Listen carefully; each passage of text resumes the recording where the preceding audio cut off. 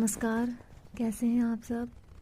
ये देखिए पहाड़ों में बारिश के हालात, हैवी रेन हो रहा है। रेड अलर्ट किया ही हुआ है घोषित।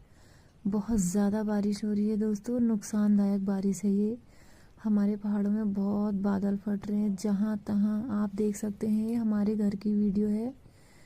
घरों में ही ऐसा हो रहा है तो गधेरे नालों में क्या हो रहा होगा, ये देखिए। बहुत बुरे हाल हैं। पता नहीं कब ये थमेगी बारिश। हम तो इंतज़ार कर रहे हैं कि बारिश थमे, धूप पड़े।